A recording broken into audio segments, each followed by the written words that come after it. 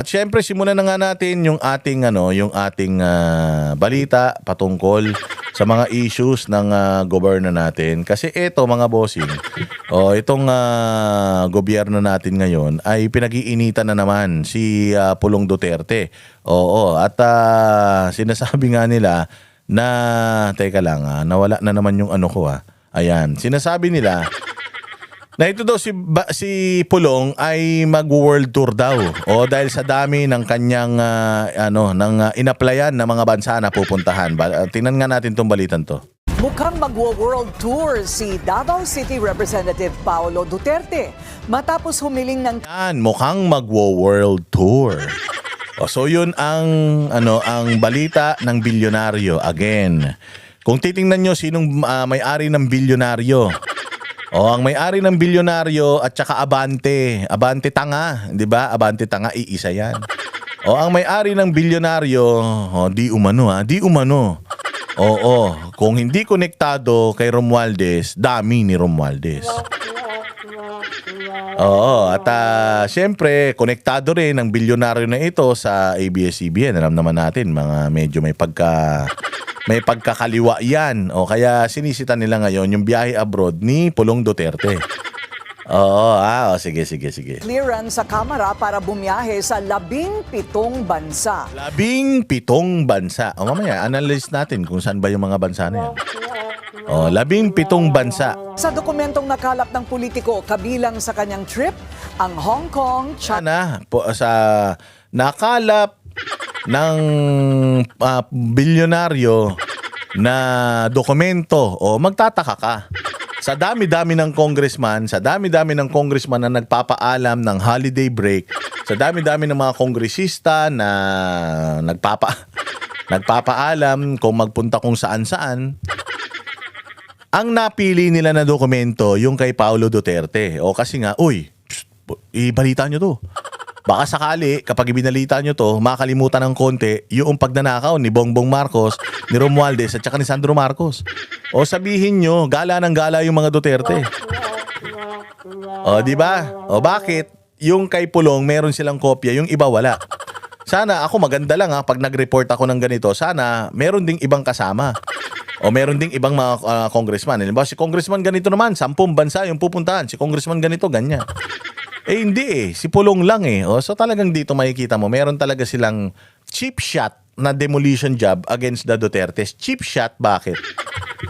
Bakit cheap shot? Unang-una sa lahat, yung mga bansang pupuntahan ni Pulong, mamaya ipapakita natin, magkakadikit yan.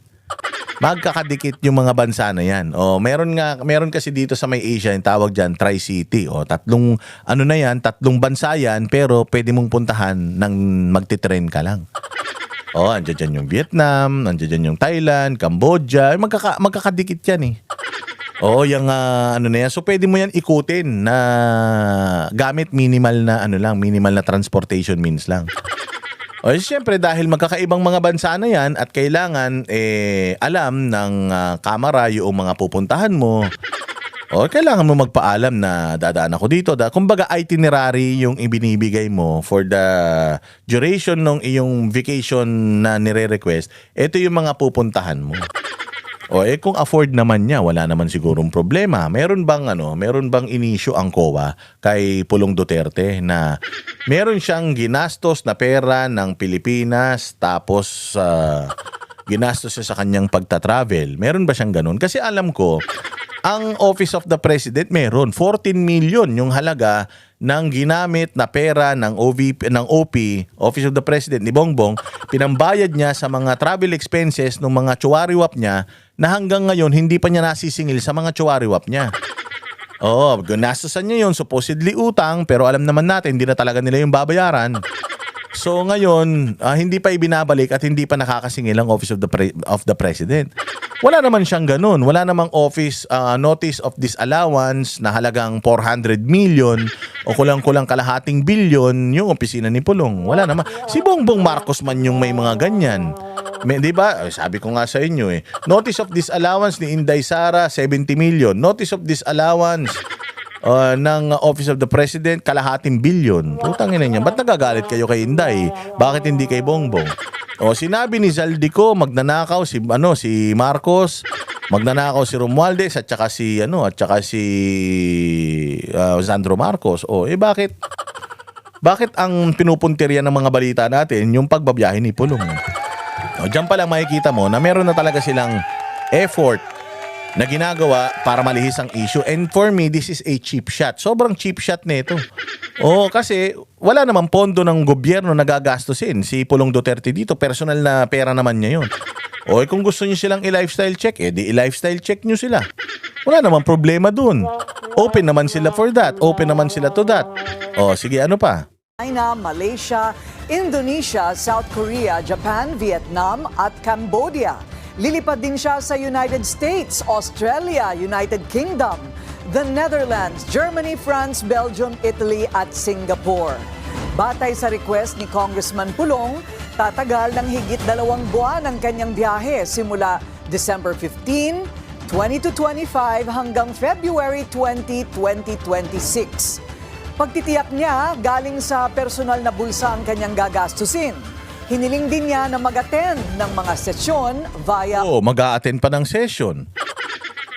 Kino-convince niya ang Congress. The Congress can decline. Pero mag-a-attend siya ng session via online, tapos pupunta siya sa mga lugar na ito gamit ang pera niya. So, anong problema ron? Kung may pera siya, anong masama ron? Kung kayo walang pang-travel dahil ninanahawang kayo ni Bongbong Marcos, problema nyo na yun. Hindi ba singilin natin si Bongbong Marcos, pero wag nating hayaan na yung inggit mamayani. Wag kayo mainggit na nakapag-travel si Pulong. Nagsikap siya siguro sa buhay kaya meron siyang pamasahe. Siguro ikaw puro chismis ang ginagawa mo, puro paninira, puro pang-totrol, kaya hanggang ngayon mahirap ka pa rin. Online. Diba? Dito kasi pupunta si Pulong Duterte sa mga bansa na ito. Ayan, si Pulong. Sa Asia, Cambodia, China, Hong Kong, Indonesia, Japan, Malaysia, Singapore, South Korea, Vietnam. Yung Vietnam, Cambodia, magkadikit lang yan. Ano pa? South Korea, baka yung anak nyo gusto manood ng concert. Singapore, malapit man lang yan dito sa atin. Malaysia, malapit lang yan. Tatawid ka nga lang ng Mindanao, Malaysia na Japan, kasi alam nyo naman, katulad kami, nagpupunta kami ng Japan, mahal namin ng Japan. Indonesia, Hong Kong, din natin lang, baka may invitation din siya dyan. China, kasi pro-China sila, sabi nyo. Sa Europe naman, Belgium, France, Germany, Italy, Shenzhen yan Ang nahiwalay lang dyan yung United Kingdom. May visang separate ang United Kingdom. Pero pag nag-Europe ka kasi, pag nag-Shenzhen ka, yung Belgium, France, Germany, yung Belgium, Germany, magkakatabi yan at saka France. Pati Netherlands. Yung Italy lang, yung medyo malayo, mag-i-eroplano ka. Pero lahat yung mga yan, magkakatabi yan. Pwede mo yan tawirin. Border lang yan. Pwede kang magbisikleta From Netherlands, makakarating ka na ng Germany. So, ganun yan, magkakadikit yung mga bansa na yan. So, bagamat mukhang marami, dahil nga, magkakaibang bansa yan. And since magkakadikit, kaya mong puntahan yan sa isang alisan. Kasi nung ako nga, nagpunta ako ng Europe. Saan ako nagpunta? Punta akong Belgium, punta akong France, punta akong, nagpunta akong Germany, nagpunta ako ng Spain, nagpunta ako ng Switzerland, nagpunta ako ng... Saan pa ba ako nagpunta? Amsterdam. Ang dami kong pinuntahan din pero nag-trend lang kami dyan para mapuntahan yung mga yan. At saka walang mga border security yung mga yan. Walang passport, patak-tatak ng passport yan. Ang tatak ng passport mo sa Shenzhen, pagpasok mo at saka paglabas mo. Kung halimbawa, pumasok ka sa Netherlands, lumabas ka sa Spain, ang tatak mo, pasok Netherlands, ang labas si Spain, ganun. North America, punta ng US, mga kano naman ang mga ito. Di ba si Kitty Duterte nga, Amerikana yan, blue passport yan. Yung Australia naman, siguro meron din siya pupuntahan dyan kung sino man sa Australia. I mean, it's not wrong to go to these places so long as maayos yung distrito mo. Ang distrito niya, alaga. Di ba, napanood niyo yung isang vlog ko. Nagpunta ako sa distrito niya. Ang ganda nung barangay hall doon. Ang ganda nung basketballan nila. Mga street lights, everything peaceful. Maayos ang distrito niya. Walang pagkukulang, hindi mabaho, hindi madumi. Walang baku-bakong kalsada. Maayos ang mga flood control system. Walang binabaha. Walang kalamidad. So, okay lang ba sa mga constituents niya na umalis siya? Okay lang man siguro. Bakit? A-attend man siya ng mga sessions ng online. Tapos may mga staff, hindi naman niya kasama yung buong buong opisina niya pupunta sa ibang bansa. May mga staff naman siya na may iwan na mabibigyan niya ng mga impormasyon. Katulad niyan, kaya siya pupunta dito sa Europe sa mga duration na ito dahil palit-palit talaga sila. Palit-palit talaga silang pamilya. O ngayon nandoon si Inday, susunod siya. O susunod si Basti na naman. Susunod si Serbong na naman, si Kitty na naman, tsaka si Ma'am Hanilet. O paikot-ikot lang sila na nagpupunta. Kaya kailangan talaga nila magpunta ng Europe. O basta hanggat hindi gumagamit si Pulong Duterte ng pera ng taong bayan para rito sa mga travel na ito, it shouldn't be a problem. Shouldn't be a problem kasi he's transparent enough para ipakita kung saan siya nagpupunta, hindi katulad ng iba. Si Bongbong Marcos pag umaalis pati buong pamilya kasama pati mga kaibigan taas ang gumagastos taong bayan, yun ang mali. Dapat doon tayo nagagalit, dapat yun ang ibinabalita natin, yung 14 million na ginastos ng Office of the President para diyan sa mga tsuwariwap nila na wala namang silbi sa bayan. Tapos pagpunta nila doon, nagdodroga lang naman daw yung mga yan. Di ba? Nung nakaraan nga, may namatay pa diyan sa Amerika. Alam mo yung ibig sabihin? Yun ang dapat na tinitingnan natin dito. Hindi itong mga ganitong bagay-bagay na wala namang problema. Wala naman sa akin, walang problema to. Kahit umalis si Pulong araw-araw tatanungin natin si Pulong, maganda ba yung maayos ba yung ano niya? Maayos ba yung pamilya niya? Maayos ba yung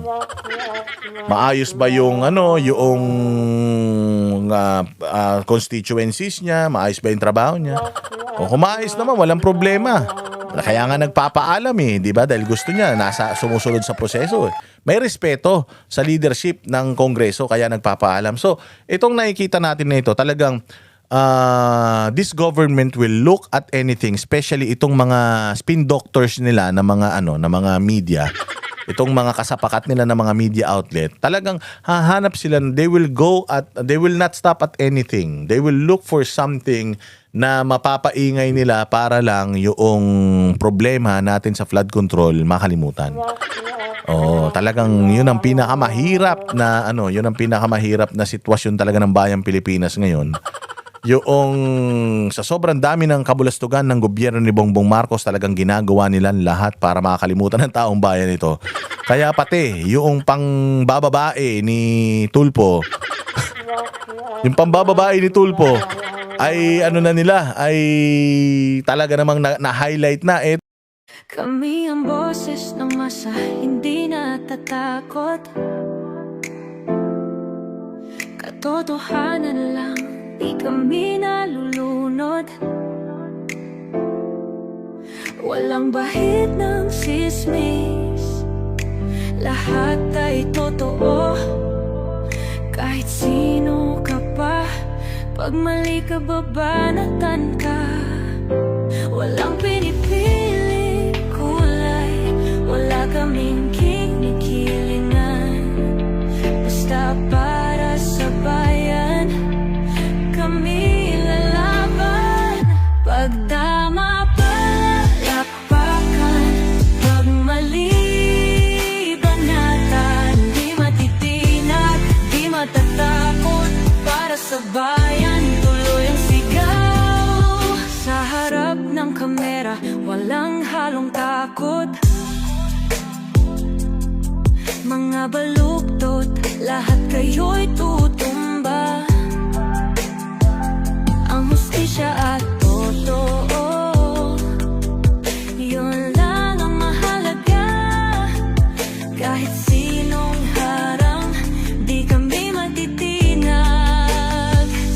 Walang pinipiling kulay, wala kaming kinikilingan. Basta para sa bayan, kami lalaban. Pag tama palakpakan, pag mali banatan. Di matitinag, di matatakot. Para sa bayan, tuloy ang sigaw. Kung nasa tama ka, ikaw ay aming kasama. Pero pag mali ka, handa ka na bang mabasag? Banateros kami, walang inuunan. Dahil bayan muna, bago ang sarili.